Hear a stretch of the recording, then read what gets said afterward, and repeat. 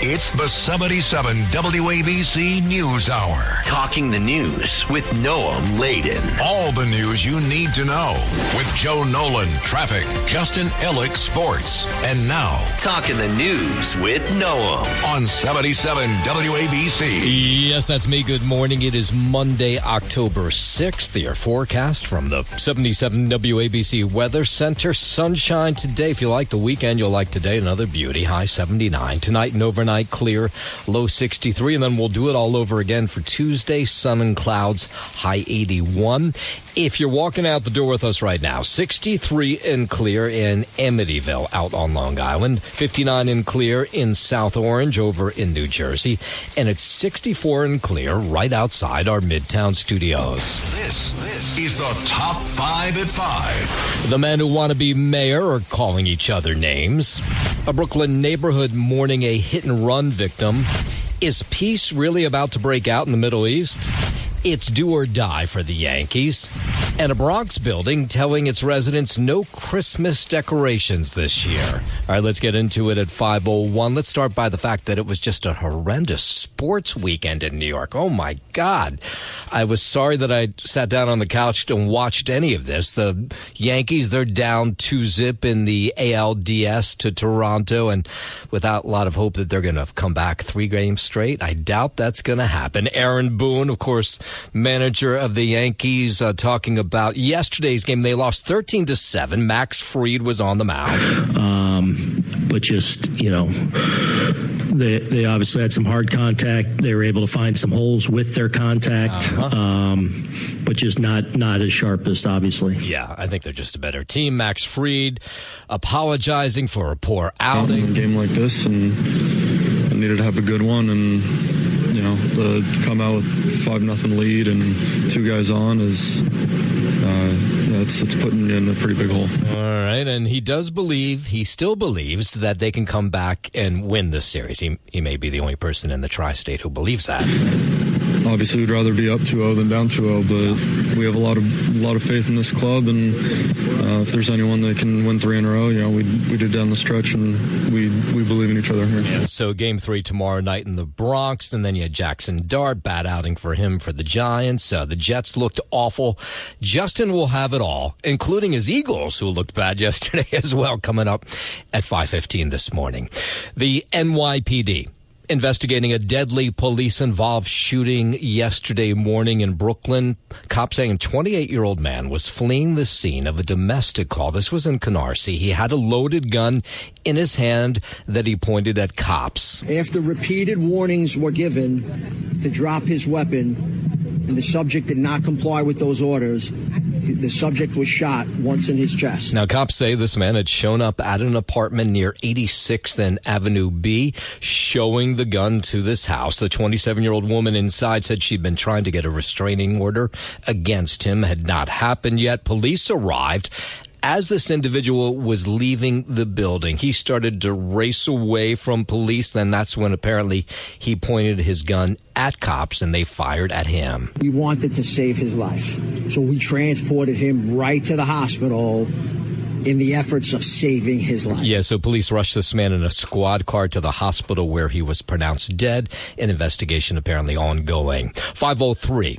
2 teenage girls killed over the weekend in another subway surfing incident. Cops found the 2 teen girls unconscious on top of a Brooklyn-bound train around 3 a.m. Saturday morning. Both were pronounced dead at the scene. Charlton D'Souza, president of Passengers United, tells Pix 11 how future tragedies like this could be prevented. We want New York City Transit to put a lock on the doors, a mechanism that wouldn't allow the young people to climb up. Last year, 12 people died while riding on top of the trains. The NYPD has started using drones to spot and apprehend anybody attempting the dangerous trend. I'm Liz Radabali for 77 WABC News. And there's plenty of announcements if you sit on the subway telling you not to get on top of one. And there's been 5 teens killed this year so far in subway surfing incidents. Police in Manhattan have arrested a Chinatown man, charged him with stabbing another man to death. The 69-year-old victim was stabbed in the back inside a building on Eldridge Street near Division Street in Chinatown shortly before 4 p.m. Saturday. Police say medics responding to a 911 call rushed him to Bellevue Hospital, where he later died. His alleged assailant, identified as 50-year-old Feijan Zhang, lives not far from the scene of the attack. He was arrested a short time later and is being charged with murder. I'm Larry Kofsky, NBC News Radio. WABC News Time 5:05. How about former Jet quarterback Mark Sanchez under arrest after he was stabbed in the chest in a brawl outside a downtown Indianapolis restaurant? Sanchez, who's now a Fox Sports analyst and was in the city to broadcast Sunday's Colts-Raiders game, is facing battery with injury, unlawful entry of a motor vehicle, and public intoxication charges. Police say Sanchez got into an argument with a food delivery worker over parking. The worker reportedly claims he stabbed Sanchez in self-defense. Local affiliate Fox 59 CBS 4 reports Sanchez wasn't cooperating with responding police officers and that Sanchez was arrested at the hospital. I'm Lisa Salvati. And then we can have an update to Lisa's story. A 38-year-old was discharged from the hospital yesterday after being treated for those stab wounds to the chest, but he wasn't sent on his merry way. Instead, he was brought to central booking at the Marion County Jail, as he had already been arrested and charged with public intoxication, battery while he was in the hospital. And he was in Indianapolis for that gig with Fox Sports analyst. He's a Fox Sports analyst, and a pretty good one, at least in my opinion. What Sanchez was telling police as of last night, he posted bail, was that he had no memory of the incident, which of course is not good either. We have not heard much from Fox Sports, who of course had to race somebody in to be the analyst for the Colts game yesterday. And I imagine we'll hear more from Sanchez's people in the coming days and the coming hours. WABC News Time 5:08. Oregon challenging President Trump's decision to send 200 California National Guard members to the state.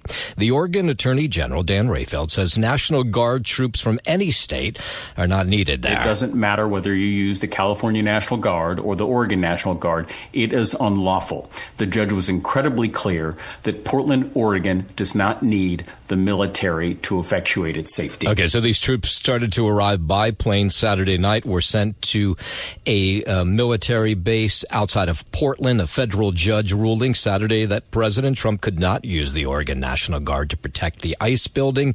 Rayfield, the attorney general there, says they're filing an amendment to the restraining order to include troops from other states. We can only move as fast as we can move. The president is trying to out-hustle us in this process. And so we're trying, again, to get in front of a court to prevent this. And the Oregon governor, Tina Kotek, says Portland is not a war zone like the president claims. He is intentionally disregarding the facts on the ground from the people who know what is happening, from the mayor to myself, to the attorney general, to the chief of police. And in Illinois, they're watching this closely. The governor there, J.B. Pritzker, taking aim at the White House over its immigration crackdown in Chicago. The Democratic governor says the administration's actions have no place in his city. They are the ones that are making it a war zone. They need to get out of Chicago. If they're not going to focus on the worst of the worst, which is what the president said they were going to do, they need to get the heck out. But the White House says the troops are needed to protect federal officers, assist with immigration enforcement in Chicago. They say there's ongoing violent riots and lawlessness in the Windy City. They want mayhem on the ground. They want to create the war zone so that they can send in even more troops. Now they're claiming they need 300 of Illinois' National Guard. Well, we didn't need them before they showed up. And the Department of Homeland Security over the weekend announcing that it's planning to offer money to unaccompanied migrant teenagers in exchange for them leaving the country. According to multiple reports, DHS will pay the teenagers $2,500 if they voluntarily leave the U.S. Teenagers 14 years or older will be eligible for the payment. The Trump administration has already begun offering adult migrants payments in exchange for self-deporting. I'm Lisa Taylor. 5:10 while we're in the Windy City in Chicago. Civil rights icon Jesse Jackson had to be taken to the hospital for a lung infection over the weekend. His family made an announcement during an event that was supposed to be celebrating his 84th birthday. He was not there. Here's a relative. Earlier last week, we detected that he seemed kind of lethargic at the house, and so we brought him into the Northwestern Hospital for observation. They determined that he had a lung infection. They treated that lung infection with about 5 days or so of antibiotics, and his lung infection has cleared. We were almost cleared to go home yesterday, but it turns out the doctor wanted one more day of observation, and he should be returning home actually today. Okay, so we didn't get word whether he showed up in church yesterday. He was supposed to. You might remember, well, first of all, he's been in bad health for a number of years. 2017, he announced that he'd been diagnosed with Parkinson's disease. A number of years ago, Reverend Jackson was diagnosed with a case of Parkinson's disease. He actually has, he's been struggling with a disease called progressive supranuclear palsy, which is a disease under the umbrella of Parkinsonism. And he's been fighting that for about 10 or 12 years. So he's doing pretty good with it, but it's a tough one. But I tell you what, that disease has found a lion of a man, and he's giving it all it's got. Yeah, we haven't seen a lot of him in recent years. He's 84 years old. 5:12. It is the first Monday in October. You know what that means. The Supreme Court will begin its session. Controversial cases in the new term that begins today. On the docket will be cases involving the use of race in congressional redistricting, conversion therapy for minors, and state laws banning transgender athletes in girls' sports. The High Court will also hear cases involving the Trump administration, including on the legality of President Trump's global tariffs and on whether Trump can fire Democratic-appointed officials without cause. I'm Monica Nelson. All right, let's go from the Supreme Court over to Congress, where they're fighting and battling over who to blame in this government shutdown. House Speaker Mike Johnson pointing fingers at the Democrats, lawmakers amid this ongoing shutdown. He says his colleagues on the other side of the aisle are not working to fix the issue. The reason the government is closed is because Chuck Schumer and 43 of his Democrat colleagues in the Senate have decided now to vote multiple times to keep the government closed. We need them to turn the lights back on. He also claims Democrats are not serious about negotiations or using the government shutdown for political gain. They're not serious. This is not a serious negotiation. They're doing this to get political cover because Chuck Schumer is afraid that he won't win his next reelection bid to the Senate. Chuck Schumer, he was speaking out, as you might guess, taking aim at Republicans over the ongoing shutdown. He claims a lack of communication from his colleagues on the other side of the aisle has stalled the entire process. We've tried to talk to them for months and months and months, and they said no. The American people know that they're in charge, Republican president, Republican Senate, Republican House, that they have a responsibility to govern, which means sit down and talk with us so we can address these needs. Now, you had House Minority Leader Hakeem Jeffries posting a letter on his website over the weekend, said people will die if the Affordable Care Act tax credits are not renewed in the government funding stopgap bill, and that's why he says Democrats did not agree to that. Then you had Schumer stressing that a meeting between congressional leaders and President Trump is ultimately needed to end the shutdown, and he's hoping that'll happen soon. We've got to sit down. For the five of us, that's the way to solve this problem. But when Democrats talk to Republicans, it's a good thing. And I've encouraged my Democrats to do it, but they've offered us nothing, no change. National Economic Council Director Kevin Hassett says layoffs could be on the horizon, which the White House has been threatening amid this ongoing government shutdown. He was on CNN yesterday. I think that if the president decides that the negotiations are absolutely going nowhere, then there will start to be layoffs. And Hassett pointing fingers at Democrats as well, saying lawmakers there need to show leadership and make a deal to end the shutdown. I think that everybody's still hopeful that when we get a fresh start at the beginning of the week, that we can get the Democrats to see that it's just common sense to avoid layoffs like that. Yeah, I think most people, this shutdown stuff, their eyes roll to the back of their head because we've heard it before. All right, coming up, we are going to go out to the Middle East. Is peace really breaking out there? We'll get the latest on negotiations between Hamas and Israel. But first, 5:15, let's head over to the 77 WABC Sports Desk. Good morning, Justin Ellick. Good morning to you, Noam Layden. Start here on the diamond. It's been not a great showing out of our New York Yankees so far through these first two games. In this ALDS against the rival Toronto Blue Jays, they got absolutely diced up yesterday by the rookie Trey Yesavage. He set a Blue Jays postseason record by striking out 11 Yankees in 5 1/3 no-hit innings, sending New York to a 13-7 loss in Game 2 of the ALDS and a 2-0 series deficit. Toronto reached double figures in hits, that's 15, and runs for the second straight game, hitting more home runs, 8, than strikeouts, 7, through the first 2 games of the series. Cody Bellinger homered and drove in 3 runs, and Ben Rice had 2 hits and 2 RBI, but Toronto won for the 8th time in 9 home meetings with New York. The Blue Jays went 2 and 4, I should say, in 6 games at Yankee Stadium, where the series shifts for Game 3 tomorrow night. Yankees left-hander Max Fried allowed 7 runs and 8 hits in 3+ innings. He just didn't have it. He gave up 7 runs total in 33 1/3 innings in 5 September starts. That puts that performance yesterday in a little perspective. Up next for the Yankees, the lefty Carlos Rodon will get the start for tomorrow night's Game 3, another elimination game for New York, set for an 8:08 p.m. first pitch from Yankee Stadium.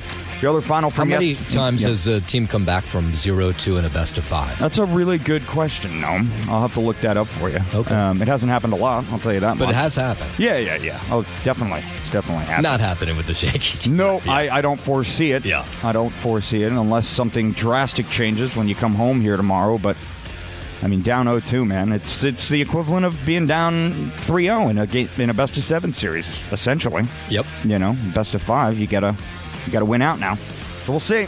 But all you can do is pray. The Mariners beat the Tigers 3-2 yesterday in Seattle. That's the other ALDS Game 2 there. That series now is knotted at 1 game apiece.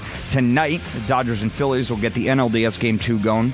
Dodgers leading that series 1-0. That series still out in Philadelphia. And the Cubs and Brewers will get Game 2 underway out in Milwaukee. Brewers up in that series 1-0.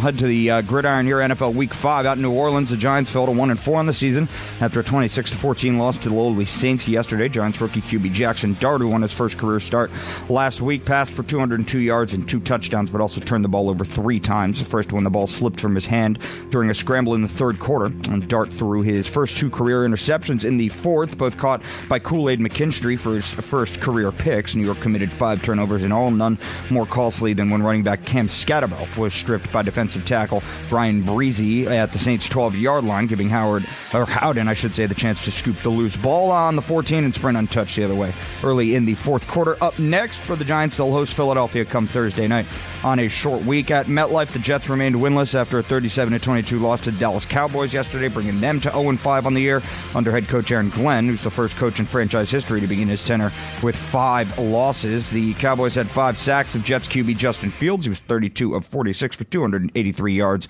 and late touchdown passes to Andrew Beck and Garrett Wilson. Up next for the Jets, they'll head to London to face the Denver Broncos at Tottenham Hotspur Stadium next Sunday. And tonight, Monday Night Football, 8:15 p.m., the 2-2 Chiefs at the 3-1 Jaguars, and the Chiefs there are 3.5-point road favorites. That is your Sports Know, and I'm Justin Ellick on 77 WABC. WABC News Time 520. Let's go overseas. President Trump thanking all the parties involved in brokering a potential peace deal between Israel and Hamas.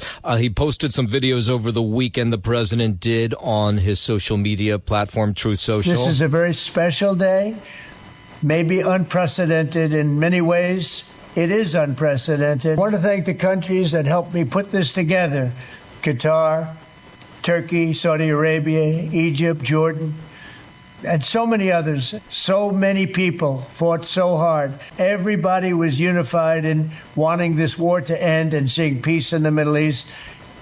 And we're very close to achieving that. Very importantly, I look forward to having the hostages come home to their parents and having some of the hostages, unfortunately, you know the condition they're in. Yeah, so that was the president on Friday. And then we heard from Israeli Prime Minister Benjamin Netanyahu formally ordering his peace team to depart for Egypt, actually going to be in Sharm el-Sheikh, for a meeting, indirect meeting, but with Hamas. So that was last night. He sent his team there, and we've been told that they're meeting today. So the president sounded even more hopeful as he was at an event celebrating the Navy's 250th birthday yesterday. They're in negotiation right now as we speak. They've started the negotiation. It'll last a couple of days. meetings. We'll see how it turns out, but I'm hearing it's going very well. And then you had Secretary of State Marco Rubio taking to the news shows over the weekend, trying to pressure the two sides to get this done. The thought is that if they let this go too many days, it'll fall apart. We cannot be here 3 weeks from now still discussing, the logistics of how hostages are going to be released. That has to happen very quickly in order for the rest of this deal to gain momentum. Yeah, this is all about momentum. We got to get this thing done, and I would say we want to see it done very quickly, and the hostage piece has to happen very, very fast. And he seemed pretty optimistic as he took to those news shows yesterday. This is the closest we've come to getting all of the hostages released, every single one, all 48, including the 28 who are deceased, of course, the 20 that are still alive. And again, those teams, I should say, from both sides, are meeting in Sharm el-Sheikh as we speak. Poland deploying its fighter jets after Russia strikes western Ukraine near the Polish border. The Polish military says air defenses were deployed to secure the country's airspace early Sunday after a city in Ukraine, just 43 miles from the border, was pounded for hours overnight by Russian drones and missiles. It also posted on X that Polish ground-based air defense and radar reconnaissance systems have been, quote, brought to the highest state of readiness, and that the actions were preventative in nature.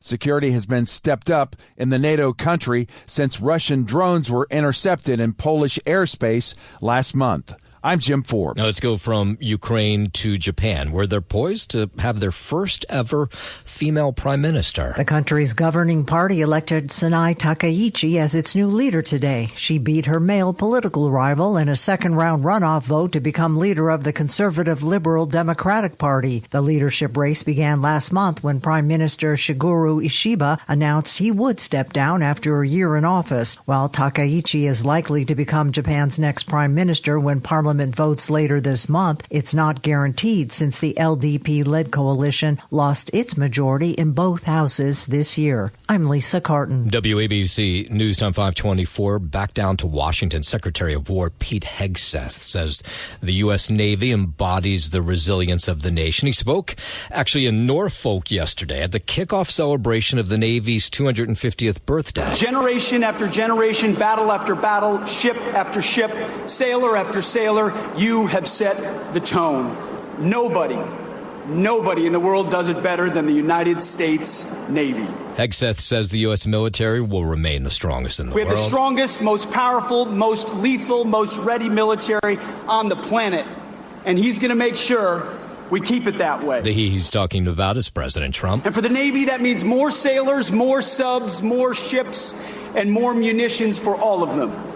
The Navy and the Marine Corps embody the resilience of our country. 525. With the government shut down, NASA has essentially been silent on this interstellar object that flew past Mars this week. The object, called 3I Atlas, passed the red planet on Friday. It's technically classified as a comet and was detected by a telescope in Chile. 3I Atlas is just the third interstellar object ever detected in our solar system and has garnered a ton of interest among scientists. I'm Mark Mayfield. Some good news for New York. Some federal funding that was cut last week by the White House for New York has suddenly, or seems to be anyway, restored. Politics worked in this case. New York Republican Representatives Lawler, Stefanik, and Maliotakis got Republicans on the Homeland Security Committee and other Republicans to call to get the White House to restore $187 million in funding for city and state counterterrorism operations. And it worked quickly. The money was back.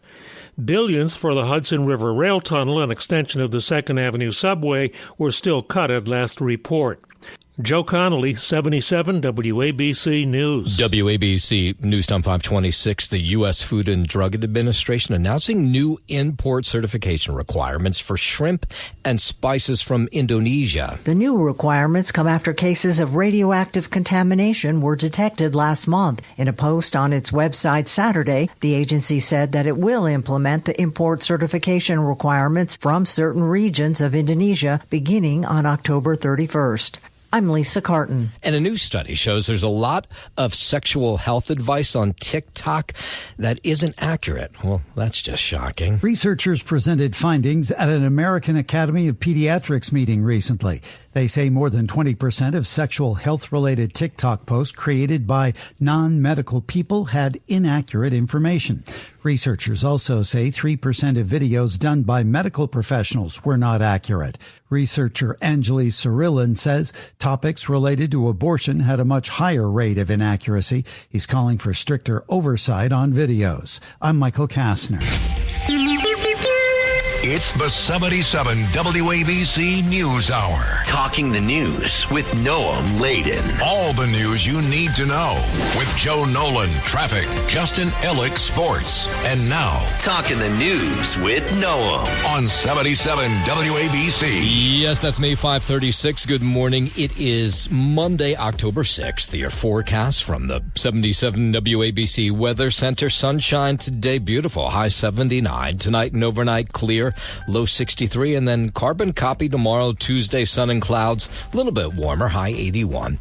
If you're walking out the door with us right now, so happy you are, it's 63 and clear in Amityville out on Long Island, 59 and clear in South Orange over in New Jersey, and it's 64 and clear right outside our Midtown studios. WABC News Time 5:39. Let's go out to the campaign for mayor. The Mayor Adams officially suspended his re-election campaign last week, clearing the way for either Democratic Assembly member Zohran Mamdani or Andrew Cuomo or Guardian Angel founder Curtis Lewa to win the election. But over the weekend, everybody was trying to figure out what's in it for Mayor Adams. Yes, he had low poll numbers, but why did he drop out? I saw Politico reporter Jeff Colton was on with Marcia Kramer on Sunday, and he was talking about this. Even though merely a month ago, he stood before all of us reporters at the Gracie Mansion and he said, Andrew Cuomo is a snake and a liar and I am in this to win this. I'm the one that can beat Mamdani. I mean, the next day, my colleagues and I wrote a story saying that nobody believes Eric Adams, that we all still think that there's a chance that he was going to suspend his campaign. Sure enough, he did. Yeah, so nobody was surprised by that. Ben Max is the program director at New York Law School Center for New York City, and he says there might be something in it for the mayor. I wasn't surprised, but I still think we want to know exactly all the reasons why. Was it just that he saw no path to victory, or is there something else still to come? Because we know that there's been different things dangled towards him. So is he taking something? Is he going to be entering the Trump administration in some way come January? We'll see. Yeah, well, it will be interesting to see. No two ways about it. So there's three candidates left: Cuomo, Mamdani, and Sliwa. And the owner and operator of 77 WABC, John Katsimatidis, talking on Fox News and here at WABC, how he's had a private conversation with Curtis Sliwa about dropping out of the race. Look, we love Curtis. We want him to do as well as he can, and he would make a great mayor. But I said to him, let's wait a week, wait 2 weeks, wait 3 weeks. But if you don't see a path to winning, then I think you got to do what you got to do, which means get out. To save the city. That's the idea, is that those votes, or at least some of them, would go to Andrew Cuomo, maybe boost him, drag him across the finish line. But Curtis Sliwa on Fox News over the weekend saying that's not going to happen. He's not going to drop out. He can never get beyond the 15,000 elderly. And then he went off on Andrew Cuomo. He can never get beyond the 15,000 elderly that he was responsible for their death. Janice Steen, one of your colleagues, led the effort to try to get him to apologize. He's being charged with perjury on the Hill for having lied to America by Republican congresspeople, Elise Stefanik, Mike Lawler, who want this man prosecuted for lying to America. How could you put into the mayor's office somebody who killed 15,000 elderly and has refused to apologize? You just can't do that. And by the way, a man who was charged with 13 acts of sexual harassment. Women will never be safe around Andrew Cuomo. And Andrew Cuomo, he was out over the weekend trying to get endorsements from the Chinese community. He was able to in some cases. And he says that Mamdani is another 4 years of Bill de Blasio. My opponent is just a shorter de Blasio. Oh, that's funny, actually. Wait, you can hear that again. My opponent is just a shorter de Blasio. Okay. My opponent opposes the gifted, talented programs, which is just like Mayor de Blasio. Chinese voters who were at this event over the weekend, this was yesterday, I think, sort of parroting what Cuomo said. I think Bill de Blasio 2.0 is something that will stick very well with the Chinese community. And how does Mamdani feel about being compared to Bill de Blasio? The remarks from Andrew Cuomo sound more like remarks from Donald Trump. Yeah, he didn't say a whole lot about it. 5:43. The shows might not go on if Broadway strike takes place. The union representing more than 50,000 professional actors, stage managers working in live theater. They have authorized a strike if negotiations fail to result in a better deal. So talks are scheduled to resume. This is on Wednesday after the current production contract expired last month. More than 2,800 industry pros have signed this open letter backing Actors Equity, which is the union, the Broadway union, calling for Broadway shows to pivot towards humane scheduling, including providing appropriate paid part-time off and contributing towards the cost of health care. So those are some of the sticking points as the two sides go into negotiations on Wednesday. 5:43. NYPD investigating a police-involved shooting yesterday morning that left one man dead in Brooklyn. The shooting happened about 9 a.m. East 86th Street and Coventry Road in Canarsie. According to the NYPD, 6 officers responding to the scene after a woman reported a man was harassing her at her door. The woman told dispatchers that the man was known to her and that she had been actively seeking an order of protection against him. The female reporter stated that there was a male harassing her. She also reported that she was actively working on an order of protection, a restraining order against that male. Okay, so cops raced to the scene of this home. This 28-year-old man who was allegedly harassing her runs away. They catch up with him. He turns around and points a gun at him. They ask him to drop the gun. He does not, and that's when police open fire. I started screaming like, "Where's the ambulance? It's taking too long for the ambulance to come." They was talking to him. They were saying, "Stay with me, stay with me." His fingers is moving.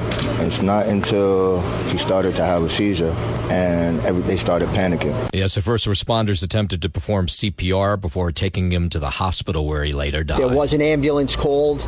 We rendered aid, and we subsequently made that decision to transport him by patrol car to the hospital because we wanted to save his life. NYPD says it's doing a thorough investigation of that police-involved shooting.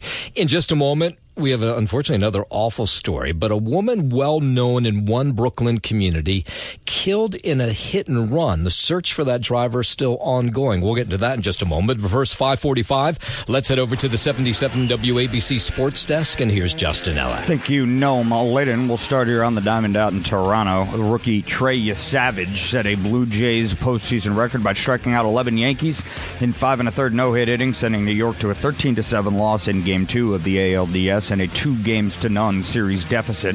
Toronto reached double figures in hits with 15 and runs for the second straight game, hitting more home runs with 8 than strikeouts with 7 through the first 2 games of the series. Cody Bellinger homered and drove in 3 runs, and Ben Rice had 2 hits and 2 RBI, but Toronto won for the 8th time in 9 home meetings with New York. The Blue Jays went 2-4 in 6 games at Yankee Stadium, where the series shifts for Game 3 tomorrow night. Yankees left-hander Max Fried allowed 7 runs and 8 hits in 3+ innings. He just didn't have it. Gave up 7 runs total in 33 1/3 innings and 5 September starts. Up next for the Yankees, the lefty Carlos Rodon will get the start for tomorrow night's Game 3. Another elimination game for New York set for an 8:08 p.m. first pitch from Yankee Stadium. Your final from Seattle in the other ALDS, Mariners over the Tigers 3-2 in Game 2 there. That series now knotted at 1 game apiece. And tonight the NLDS continues between the Dodgers and the Phillies with Game 2 for 6:08 p.m. first pitch from Philadelphia. The Dodgers leading that series 1-0, and the Cubs and Brewers will get going thereafter. 9:08 p.m. first pitch out in Milwaukee for Game 2 there. The Brewers leading that series 1-0. And NFL Week 5 out in New Orleans, the Giants fell to 1-4 in the season after a 26-14 loss to the lowly Saints yesterday. Rookie quarterback Jackson Dart won his first career start last week, passed for 202 yards and 2 touchdowns, but also turned the ball over 3 times. The first when the ball slipped from his hand during a scramble in the third. Dart threw his first 2 career interceptions in the fourth, both caught by Kool-Aid McKinstry. Is that his legal name, by the way, Kool-Aid? Yeah. It is. That's awesome. Isn't that good? God, that's great. Yeah. What's his last name? McKinstry. It doesn't work as well, but Kool-Aid, I like that. Kool-Aid McKinstry. You'd like to meet his parents, shake their hands, huh? No, lady? Right. Up next for the Giants, they'll host Philadelphia come Thursday night on a short week. At MetLife, the Jets remained winless after a 37-22 loss to the Dallas Cowboys yesterday, bringing them to 0-5 on the year under head coach Aaron Glenn, who's the first coach in franchise history to begin his tenure with 5 straight losses. Cowboys had 5 sacks. The Jets QB Justin Fields was 13 of 46 for 283 yards and late touchdown passes to Andrew Beck and Garrett Wilson, along with 2-point conversion tosses to Mason Taylor and Josh Reynolds. Jets also became the first team in NFL history to have no takeaways in their first 5 games since 1933, when turnovers were first tracked. Up next for them, they'll head to London to face the Denver Broncos at Tottenham Hotspur Stadium next Sunday. And tonight, your installment of Monday Night Football. You get the 2-2 Kansas City Chiefs out in Jacksonville against the 3-1 Jaguars. That's an 8:15 p.m. kickoff, and the Chiefs there are 3.5-point road favorites. That is your Sports Noam, and I'm Justin Ellick on 77 WABC. I wish I had thought to name one of my kids Kool-Aid. That's just brilliant. I'm not sure it would work for you. No, that name's not really for your demographic. Might I say? All right, 5:48. Thank you very much, Justin. Shot made by Kool-Aid lady. Yeah, right. Here's how about Joe Nesquik Nolan? There we go. How about that? Nesquik, that's good stuff. Yeah. Nesquik, that's not terrible. Maybe you can steal that if you want. Yeah, all right. WABC News Time 5:50. A Brooklyn family in mourning the loss of a matriarch, a 75-year-old beloved grandmother, hit and killed by a driver behind the wheel of an SUV. This was on 7th and 41st Street in Sunset Park over the weekend. Her husband, who's in the hospital recovering from pneumonia, spoke from his hospital bed about his wife, Judith Byron, who was killed. They told me that they had done everything they could to try to hold myself together. If it wasn't for my daughter, I wouldn't hand her on anymore. Yeah, their daughter says she can't believe a driver would hit someone and just leave the scene. You know, it's just us, you know. My dad and my mom, they adopted me when I was a baby. They're my life. And Judith, really well known in this community in Sunset Park, and so people just shocked there by what took place. And that somebody was just so careless and callous and then drove off. It's just disgusting. Yeah, it is amazing. The SUV, described by sources as a silver Toyota, last seen going northbound on 7th Avenue. They just think this driver sped through a light. And here's her husband. I'm not after retribution, you know, but I'd like to see justice done. Yeah, so what everybody so far, they have not caught up with that driver. 2 teenage girls dead in what the NYPD believes was a subway surfing accident in Brooklyn over the weekend. Police say it happened around 3 a.m. at the Marcy Avenue subway station on Broadway in Williamsburg. Cops say they found the 2 teens unconscious at the station, and EMS performed CPR, but they didn't make it. Service on the J line between Myrtle Avenue and Delancey Street, Essex Street, was temporarily suspended. Meantime, cops are looking into what the teens were doing before the subway surfing incident.